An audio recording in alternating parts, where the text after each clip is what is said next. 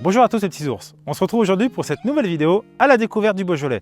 Nous allons à la rencontre d'Elisa au domaine Elisa Guérin à Chénat.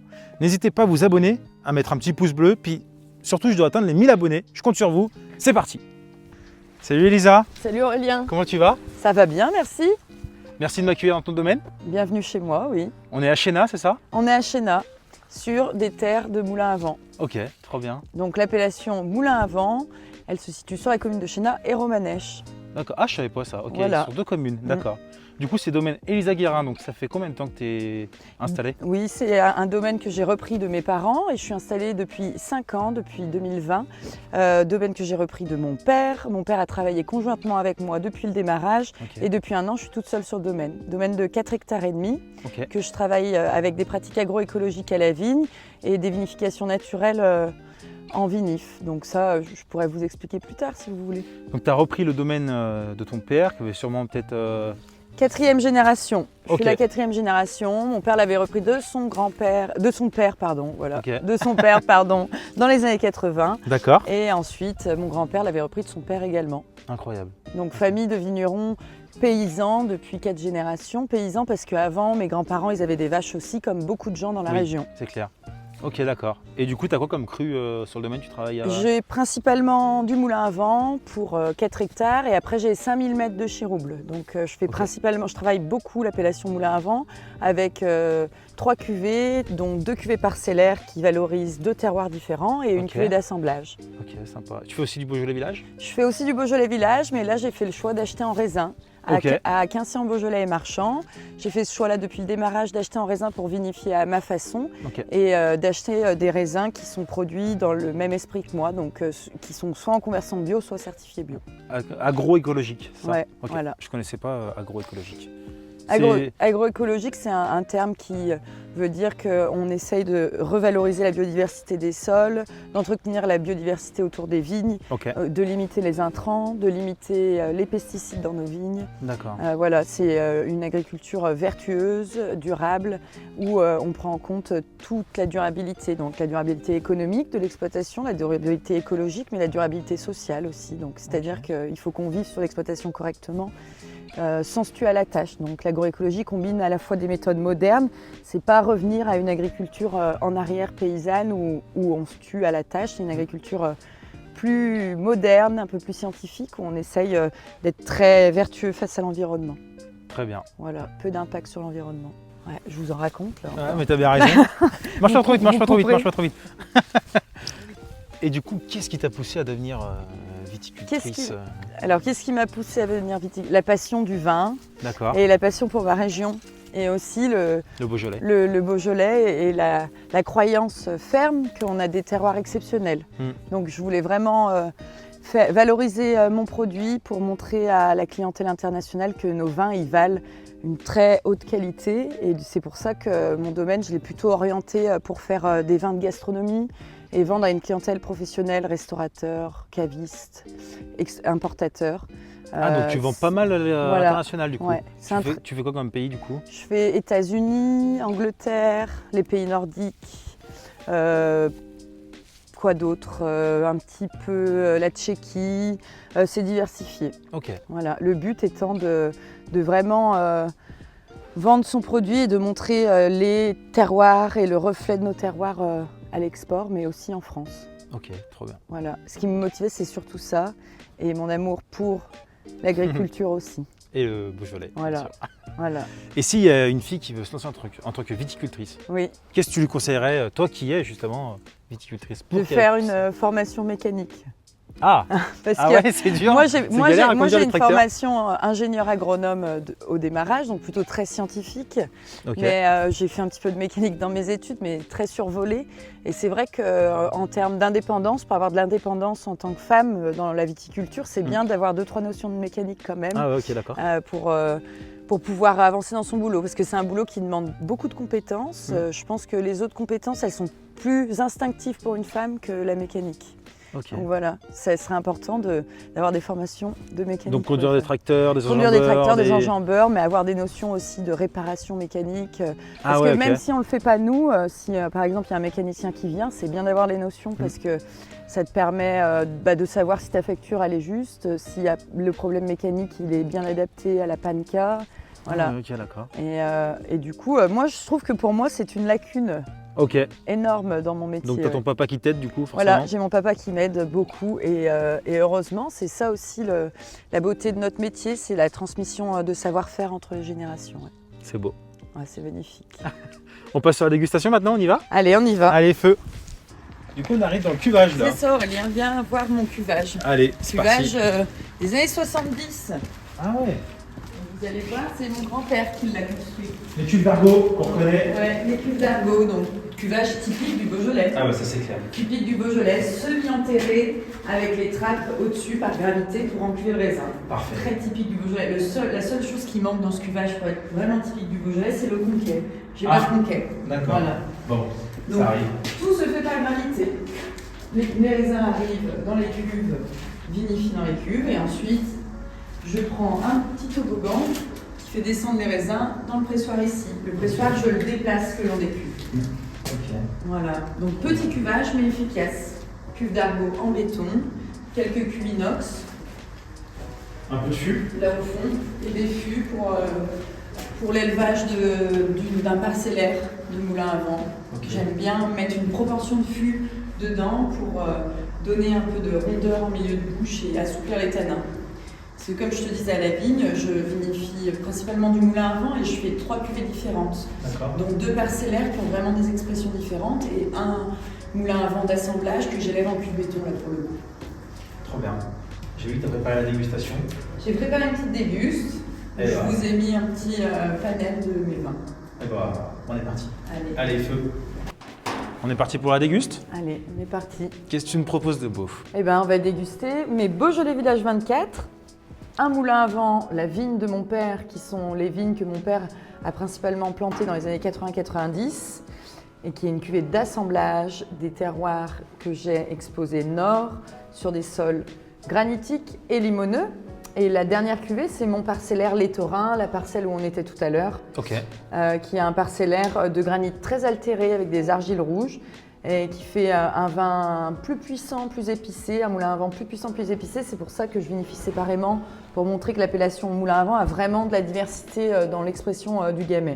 Ok. Et le gamay est un bon cépage pour laisser transparaître le terroir, puisqu'il n'a pas un goût très prononcé variétal et il laisse s'exprimer chacun des terroirs qu'on a dans la région, le panel de sol, le panel de microclimat. Donc c'est ce qui est intéressant et c'est ce qui me plaît beaucoup dans mon métier aussi, de voir que année après année, on retrouve une trame dans chacune des cuvées qui est commune, même si les millésimes sont différents. Et ça, c'est hyper intéressant d'essayer de comprendre ces terroirs, c'est ce que j'aime vraiment.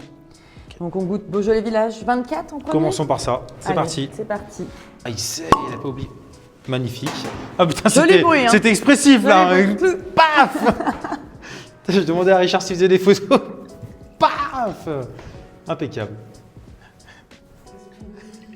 Donc là, mon Beaujolais Village 24, il vient de Marchand et Quincier, donc achat de raisin, comme je vous disais tout à l'heure. Et là, ce que je veux, c'est vraiment un vin fruité, très facile à boire, le reflet d'un bon Beaujolais Village. Un vin qu'on boit dans n'importe quelle circonstance. En pique-nique, en apéro, quand on veut quoi. Avec les copains, tu Avec rentres du les boulot, copains, et voilà. hop, tu bois un coup avec tes copains. Voilà, un truc facile. Facile, pas trop intellectuel, qu'on peut boire n'importe quand. Un peu un vin de soif finalement. Ah, ce qu'on dit souvent, un vin de soif. Mais c'est ce qu'on aime aussi. Bah grave, moi j'aime bien ça. Goulayant, facile à boire. Et ça, c'est plaisant dès que c'est facile à boire, de toute façon. Santé. Santé, Aurélien. Voilà, c'est facile. Ça glisse tout seul. Ça se boit tout seul. Impeccable.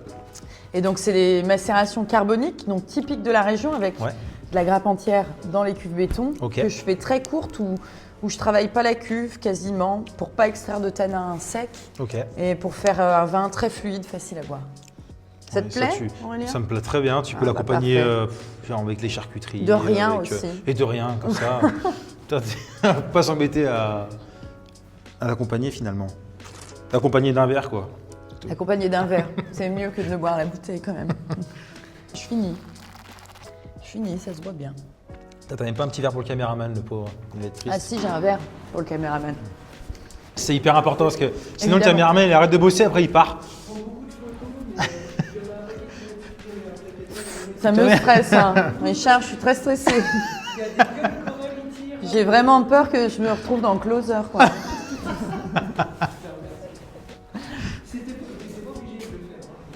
Boire un coup ah. Si, c'était obligatoire, sinon après tu arrêtes de cadrer, tu pars, tu boudes.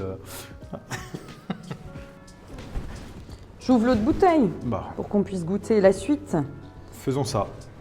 Moulin à vent, la vigne de mon père.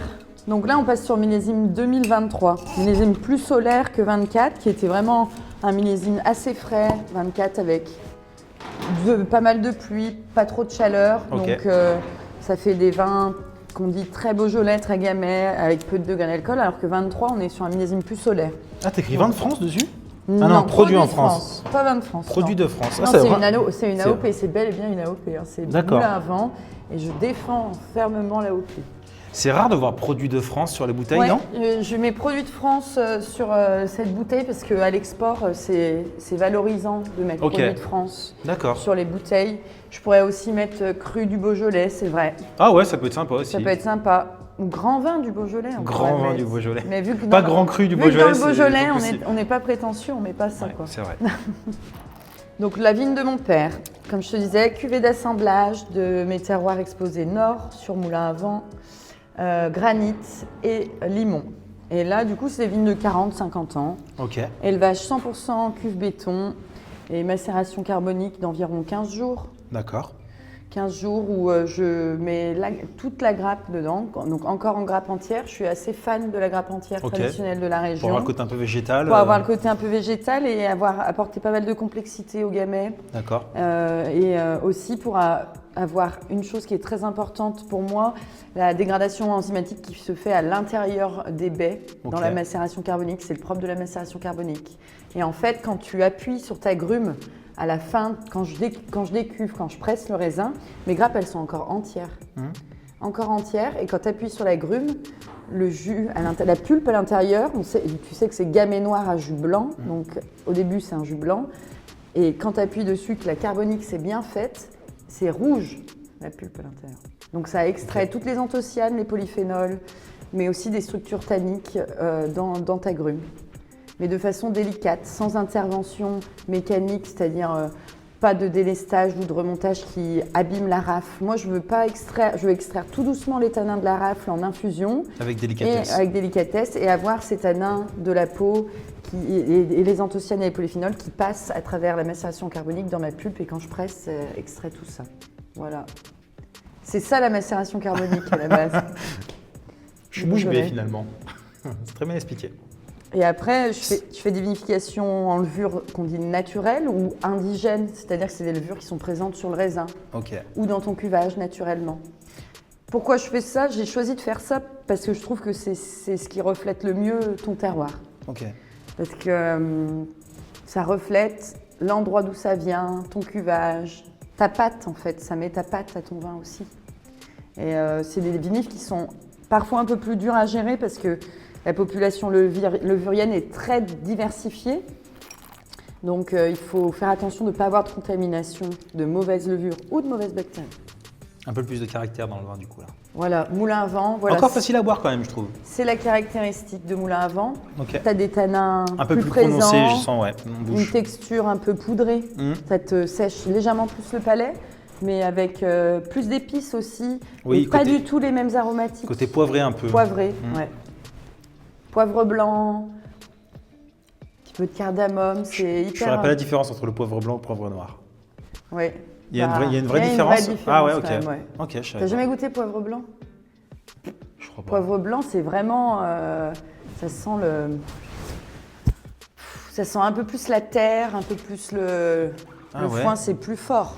Poivre noir, c'est plus camphré Ok, d'accord. comme aromatique. Bah, je ferai le Poivre test un blanc, jour. ouais, ça sent la terre un peu plus. Ouais. Je connais Poivre Rouge, c'était un restaurant à l'époque à Belleville. Ah ouais, bah. Poivre Blanc, je connais pas. Tu connais pas poivre blanc. Au niveau du nez, on est beaucoup plus végétal aussi, ça sent, on Plus sent végétal, carrément. Plus complexe aussi dans l'aromatique du nez. Là, tu as une aromatique très fruits rouges Ça sent un peu la fleur. qu'on j'ai attend du l'impression. gamay. Et là, c'est La hyper tulipe. floral. Je Non, suis je sais d'accord pas, avec mais toi. une C'est fleur. très floral, mais fleurs puissantes un peu. Mm. Tulipe, iris, moi je trouve. Ok. Des fleurs un peu plus puissantes. Tu sais, j'ai l'impression de mettre le nez dans une rose que tu achètes chez le Ouais, fleuriste. rose séchée aussi, ça Ouais. sent un peu, ouais. Mais c'est impressionnant. Bah si je fais tomber le vin par terre. Ah mince, bah Faut tant qu'il pis. soit Bon, après, plus quand même. il doit avoir l'habitude, je pense, le cuvage de Le recevoir un peu de cuvage, vin il a par terre. l'habitude. Ouais. T'en veux? Tu veux goûter, Richard, ou pas? T'es en train de demander à un aveugle s'il veut retrouver la vue. Parce que c'est vraiment, tu vas voir la vraie différence de terroir là.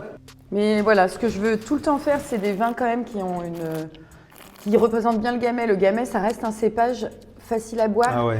c'est Sans ça qui est dire trop bien. facile à boire, Mm. moi je préfère dire tout en finesse. Parce que facile à finesse. boire, parfois on est. Ça peut être On péjoratif. peut vite tomber dans un truc péjoratif. Non, c'est bien facile que à boire, c'est c'est pas qu'en fait, Pour moi, c'est pas péjoratif, mais pour d'autres personnes, ça peut l'être. t'as pas forcément besoin de l'accompagner, de te prendre la tête, de te dire putain, je prends cette bouteille, avec quoi faut que je l'accompagne Voilà. à chaque fois.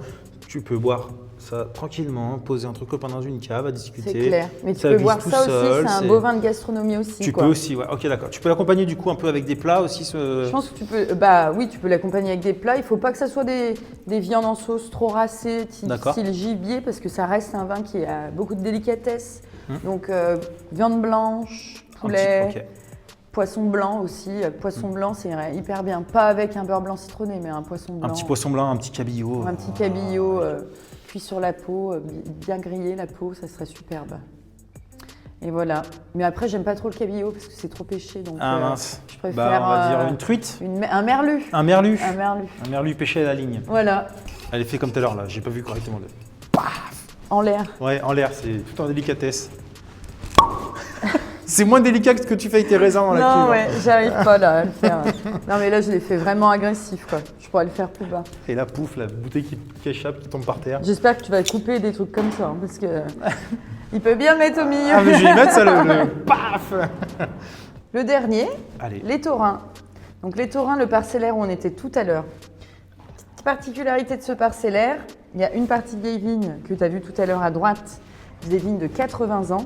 Et D'accord. il y a une partie là où on était, des vignes de 10 ans.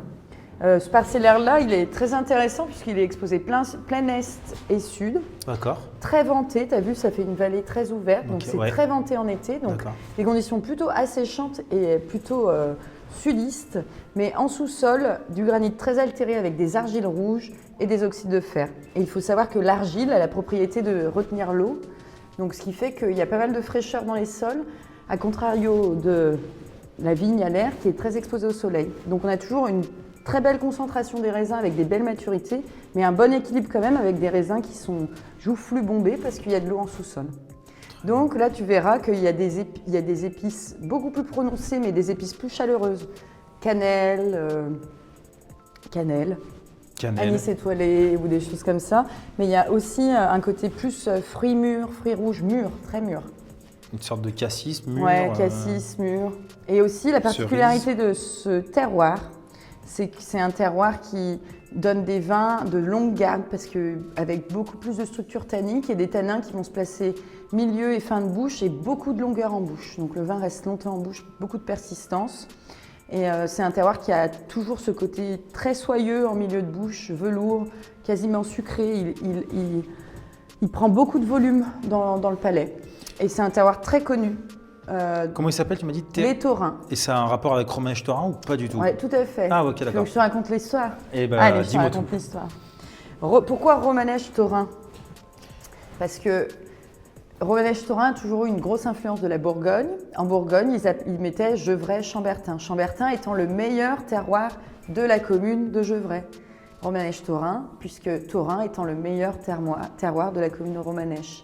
Ok. Il faut savoir que dans fin 19e, début 20e, l'appellation moulin-vent n'existait pas et les gens avaient planté de la vigne quasiment principalement sur le terroir des Taurins et le vin Les Taurins était vendu sous le nom Les Taurins. Il n'y avait pas de moulin-vent, c'était Les Taurins. Ok. Et Les Taurins étaient un terroir... on a retrouvé des vieilles cartes avec d'autres vignerons de moulins à vent, mais aussi j'en ai vu à Paris des vieilles cartes, fin 19e, début 20e, où c'est marqué Taurin, et c'est même prix qu'un Chambertin, même prix des très grands crus de Bourgogne, de grands crus de Bourgogne. Ok, Exactement le même prix. c'est fou ça. Et il y a un fort historique entre les taurins et la Bourgogne, parce que les Bourguignons sont toujours venus beaucoup acheter des pièces, donc des barriques. Ils achetaient en barrique à l'époque, les négociants. Des pièces ici sur le terroir des taurins, parce que c'est un terroir qui a toujours fait des gamets de longue garde, et du coup très intéressant dans le style, pour un style gastronomique et faire des grands vins. Ok, Voilà. incroyable. Et là, c'est pour ça que c'est trop bien pour moi d'avoir ce terroir et de le valoriser dans une bouteille parcellaire, un lieu-dit particulier, parce que tu vas voir, il y a une vraie différence à la dégustation, bien que ce que je fasse à la vigne ou au cuvage soit sensiblement la même chose. Monsieur le caméraman, Monsieur le caméraman, il était à l'écoute là, il était à fond là. petit cours d'histoire. Ouais. J'aimerais trop visiter Incroyable. une tonnerie, faire une visite dans une tonnerie. C'est trop beau comme métier. Hein. Tu sais, tu passes, je sais pas, une matinée à faire un tonneau. Je sais pas combien de temps Et les ça dure mecs, pour faire un tonneau, mais- les tonneliers, ils connaissent par cœur les forêts, que telle qualité de bois, ils savent reconnaître telle qualité de bois, elle va donner tels arômes, les chauffes, ça, faut pas trop y faire chauffer, parce que tu sais, ils se chauffent à l'intérieur du tonneau avec une flamme. Donc ils savent que telle qualité de bois, faut pas trop la faire chauffer, l'autre, ils peuvent plus la faire chauffer. Là, ils vendent à tel... Non mais il y a un vrai savoir-faire de Incroyable. dingue dessus. Hein. Les taurins. Voilà, Qu'est-ce les que t'en taurins. penses, Aurélien, Bah, des j'aime taurins bien, j'aime bien. Est-ce que ça se mélangerait avec un plat un peu plus, je sais pas, un bout Oui. de bœuf, un truc comme ça Genre un peu bout de plus- bœuf, une côte de bœuf au barbecue. Voilà, c'est ce que je voulais entendre, Un- côte de bœuf. Côte de bœuf au barbecue, enfin vraiment aussi un morceau de bœuf un peu plus racé, une hampe, un onglet, avec une sauce béarnaise. Ou, tu vois, je pense que ça irait super bien, parce Ah que ouais, là, non, on a un profil un peu plus sudiste du gamay. Ok. On a un côté plus épicé. Il fait plus chaud aussi, non ouais. Si, je Et sens il y a qu'il eu aussi plus de chaleur. ouais, il y a aussi plus de caractère d'épices dans ce vin-là. La vigne de mon père, c'est plus sur la finesse. Là, on est un peu plus rustique dans le style, mais tout en gardant des tanins soyeux quand même. J'essaye de garder des tanins soyeux. Tu bosses bien, franchement. T'aimes bien, ouais, Ouais, celui-là? j'aime beaucoup, ouais. Bah, c'est limite. C'est pas du tout le même style. Hein. En fait, je peux pas dire j'ai un préféré parce qu'en fait, c'est des moments, le vin. Oui. Celui-là, tu vas le boire quand tu rentres du boulot, Oui, quand voilà. tu avec des copains, machin. Et là, tu vas plus le boire déguster sur un repas, sur. Sur un repas, ça, même une viande en sauce, Voilà, l'hiver, c'est ça. c'est top, tu vois. Mais grave. Alors que ça, l'été, si tu fais des grillades, des merguez, Vaut mieux moi, prendre un moi je Beaujolais vois ça village. ou Bah ça ouais, même. bah, Ou carrément. même le moulin à la vigne de mon Mm. père, ça va top. Il y a plus Là, de fraîcheur, on a un va côté, dire. ouais. On a un côté même d'arômes plus tertiaires, style cacao, tabac un peu, je trouve, dans l'aromatique en bouche. Donc Ok. évidemment, c'est un peu plus délicat sur des plats d'été, style des salades ou quoi, alors que ça, même sur une salade, c'est top. Hein. Du On coup, voit ça veut dire tout qu'on a là. fumé une clope là, si tu goût tabac. Goût tabac, on a fumé une clope. Ouais. Non, on n'a pas fumé de clope. Mais goût tabac, c'est un goût qu'on retrouve pas mal, qu'on peut retrouver Ouais, pas mal c'est dans très- le vin. C'est le côté un peu fumé, Voilà. un peu, ouais, Ouais. un peu un bout un peu fumé, j'ai l'impression. Ouais. Mm. Fumé, mais un côté végétal aussi. Tu le mets en fût de chêne, celui-là? Il y a 20% de fût de chêne. Ok, donc Seulement. 20%, ça veut dire combien de temps? 20%. Ah, mais 20% de la de quantité la dedans? quantité. 80% de cuve béton, 20% de fût de chêne. Ah, je savais pas Et que ça ensuite, existait, ça, tiens. ouais, je fais un Mélangé. assemblage des deux, tout simplement parce que le bois donne des propriétés très oxygénantes au vin, mais Ok. moi je veux conserver quand même le fruit. Donc c'est pour ça que je mets en cuve béton qui est moins oxygénante. Et il faut savoir que quand tu oxygènes beaucoup un vin, tu l'oxydes et tu perds un peu les arômes fruités. Tu fais évoluer tes arômes beaucoup plus vite. Donc le bois pour moi il est juste pour venir assouplir le tanin, les 20%, assouplir le tanin et avoir un côté rond en bouche mais aussi avoir de la longueur. Voilà, c'est ma théorie. Voilà. Hein. C'est ma théorie. Après, Très bien. en pratique, parfois, on adapte selon les années. Hein, Bah parce oui, que c'est ça, ouais, là, carrément. cette année-là, c'était 20-80. Et selon les années, je vais jamais jusqu'à du 50-50. Mais je peux faire du 30-70, du 25. Parce que tu 75. goûtes, tu te dis, Je goûte. peut-être Ouais. qu'il faut que j'en rajoute un peu, Je peut-être goûte en que. assemblage, ouais. Ok, trop bien. Voilà. En tout cas, c'était un plaisir de déguster ces vins. Tu travailles bien, bravo. Merci Aurélien. On passe sur bien.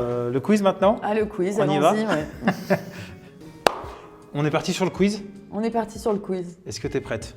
Oui, question pour un champion. c'est Question pour un parti. champion. J'ai oublié mon quiz là-bas dans le sac, je vais aller le chercher. J'ai pris une Pietra. Est-ce que tu connais la Pietra? Oui.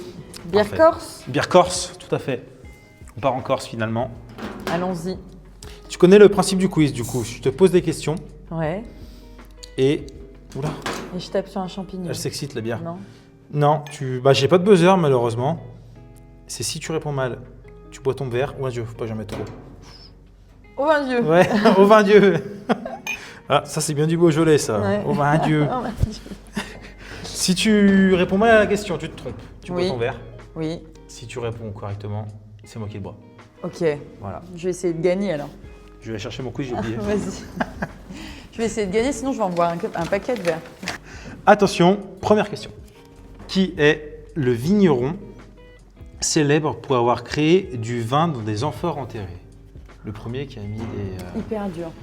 C'est un philosophe grec? Non. J'en sais rien. Je te fais des propositions pour que tu puisses avoir la réponse. non, mais dans les temps modernes ou dans l'Antiquité? Là, il n'y a pas si longtemps... Ah bah c'est un Géorgien. Il s'appelle comment? C'est un Géorgien. Je sais pas s'il est géorgien. Si, il me semble que si, ouais. C'est possible. Soit il est géorgien, soit il est du Frioul en Italie. C'est le premier qui a créé, entre guillemets, l'invention de... Gravener. Non. Si, C'est ça? c'est Gravener. Non, mais elle est trop forte. Et comment tu sais ça? Je suis choqué. Tu sais que je t'aurais donné les propositions, tu aurais trouvé direct du coup.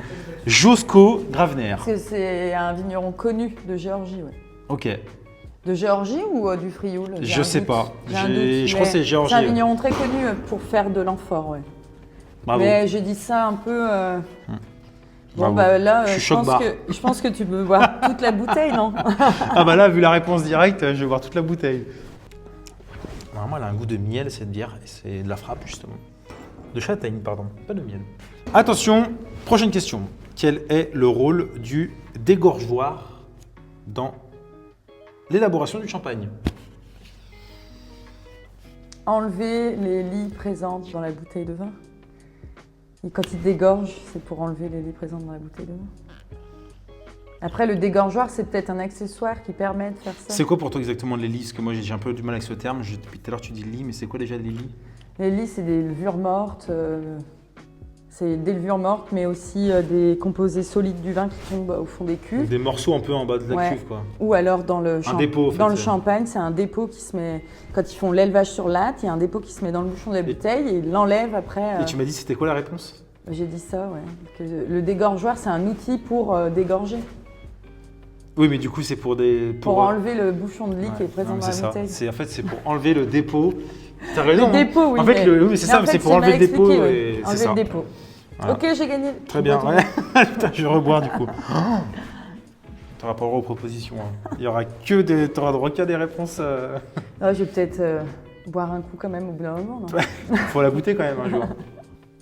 Tenter. Santé. Allez, je me resserre cette fois. Allez. Tac. Attention, prochaine question. Quelle invention a remplacé les chevaux dans les vignes au XXe siècle? Le tracteur. Oui, le tracteur. Enjambeur. Voilà. Putain, elle a toutes les réponses.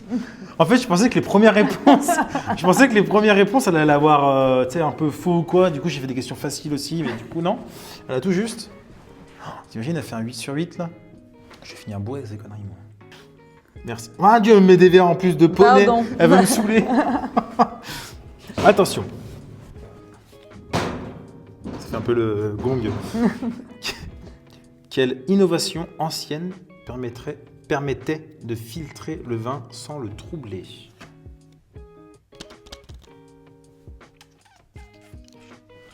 Ah, si tu trouves, là, je suis fou, là. Une innovation ancienne pour filtration sur terre. Ça veut dire quoi, filtration sur Terre? On est sur Terre, là, hein? Non, sur Mars. Filtration sur Ah, Mars. sur Mars, sur Non, Vénus. filtration avec avec de l'argile, de la terre. Faux. Tu as faux. Soutirage. C'était avec le collagène de l'œuf, Ah oui. C'est un collage, ouais. Ok. avec le blanc de l'œuf. Le blanc d'œuf. Pour l'explication, en fait, le blanc d'œuf, ça contient du collagène et de l'albumine, du coup, deux protéines qui se lient aux particules en suspension. Et du coup, quand on le mélange avec le vin, ces protéines, elles forment un léger dépôt Ouais. qui entraîne les impuretés au fond, Au de, fond de la la cuve. cuve. Tout à fait. Je vois. Voilà. Allez hop. Ah, t'as pas fini? Non, il faut que je finisse. Oui. Pardon. J'en ai fini déjà 3, alors 2 ou 3. Parfait. Prochaine question. Quelle innovation Je suis stressée là. Quelle innovation permet de mesurer la maturité du raisin sans le cueillir? Le réfractomètre, Oui, tout à fait. C'était facile. ça c'était facile. C'était hein. un, Trop ouais, c'était facile. en fait, c'était un cadeau en Ouais. fait. Après, les gens peut-être ils savent pas ça. Non, mais c'est bien pour la commu. Ouais, c'est vrai. Tu peux Toi, boire je si tu suis veux. Vas-y, jeune, quand bois, même. bois si tu veux. Ça t'a perdu de toute façon. Ah oui, non, j'ai gagné. Explique un peu si tu veux. Le réfractomètre, Ouais, Ouais. toi quand tu l'utilises. Tu le l'expliques réfractomètre, on l'utilise avant les vendanges pour contrôler le sucre présent dans le raisin.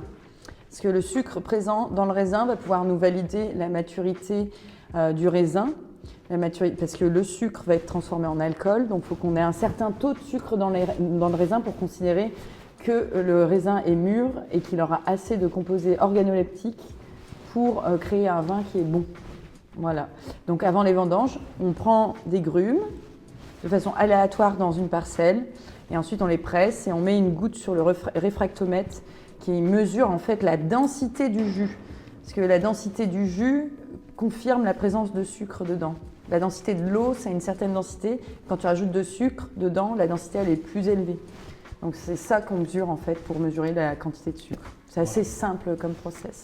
Voilà, bravo pour l'explication du réfractomètre. Prochaine question. Le bois, vas-y, bois si tu veux, bois. Bois, je te remets un coup après derrière. C'est plus quoi faire de tes mains. En fait, tu as Voilà. une main qui est utilisée pour ça, du coup l'autre. Toujours, elle a- moi j'ai toujours comme ça. été comme ça. Je ne sais jamais quoi faire de mes mains. Attention, prochaine question.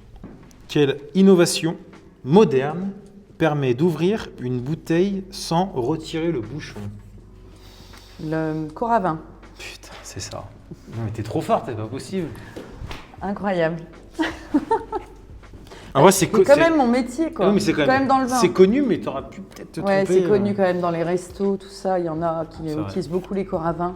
Et c'est bien notamment pour les bouteilles qui coûtent très cher. Ok. Parce que Pour, quand pour expliquer le coravin, en fait, c'est genre il y a le bouchon. Bah là, c'est pas Ouais. une bouteille de vin, mais c'est. Il y a le bouchon en liège là. En fait, tu rentres une sorte de tige Oui. au milieu du bouchon, qui va juste en dessous du bouchon, la tige, et ensuite tu pompes un peu comme ça, tu pompes, et il y a de l'air qui rentre, et du coup, ça fait que avec la pression, le bouchon il ressort. Ouais, et ça fait, en fait, le vin passe à travers, mais après, il le resature en azote, il me semble, la bouteille, parce que l'azote évite que l'oxygène soit au contact du vin, donc le vin ne s'oxydera pas comme ça, il peut garder la bouteille pendant, par exemple, servir au verre une bouteille pendant 7-8 jours. Même, Mais le bouchon il dans s'enlève la quand même fragile. avec le truc. Non, il ne s'enlève pas, le bouchon, il reste dedans. Ah, donc c'est un autre système, parce que moi Ouais. j'avais le système où ça enlevait Mais il y a le bouchon. plusieurs systèmes qui existent, donc Ok. je ne suis pas Ah, mais en gros, technicienne, peut-être qu'en fait, là-dessus, mais je la connais un tige- système, il y a la tige qui pompe le vin, Et du coup, ça et après, ressort le vin. et oui, et ça réinjecte de l'azote Ah. dedans pour protéger le vin. Ce que j'ai, c'est peut-être, ça s'appelle aussi un coravin, je crois, mais sauf que le bouchon s'enlève. Et là, c'est Ah sans oui, je enlever. vois. Là, Et c'est tu sans pompes. enlever le bouchon. Et tu ouais. pompes. Ouais, c'est ça. Mm.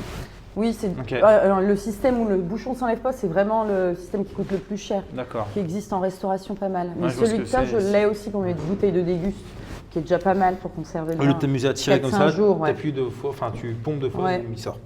Oui, mais je vois ce que c'est. Ouais, Ouais, tu vois. Allez, enchaînons sur la prochaine question. C'est à qui de boire? À moi? C'est à toi, ouais. J'ai bu? Non, je t'as crois pas bu. Non, je On parle, je perd parle. le fil Tu vois, il y a du un- jeu. Hein. J'aurais dû rien dire, mais ils auraient remarqué, je pense. Allez, C'est je le te gong. resserre. C'est le gong. Non, non, c'était pas pour que tu me resserres, hein, mais. Bah, si. c'est le gong. On joue ou on joue pas. Hein. En fait, ça me fait rire, ça fait une sorte de. Mais c'est la tête. Bonne réponse. Bref. Attention, prochaine question. Il en reste 2. Quel outil sert à retirer délicatement un vieux bouchon fragile?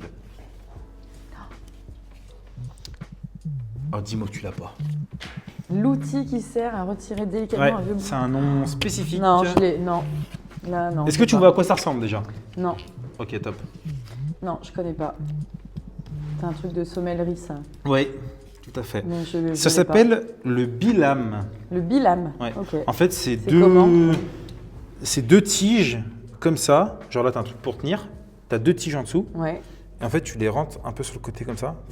Ouais. Et après, ça retire le bouchon délicatement Ok, des je bouchons qui vois. sont vraiment très fragiles. Qui sont friables. Voilà. Des fois, tu les casses avec la. Là, je la mets une vis photo de- du la bilame. vis. Ok. Putain, t'as eu faux qu'à 2. 2. Putain, t'es mieux que la moyenne. 2. T'es au-dessus de la moyenne. Ah ouais. Tu regardes pas. Prochaine question. Tu peux trouver. Je te donne des indices en disant ça. Vous Tu faites peux des questions trouver. dures quand même. Hein.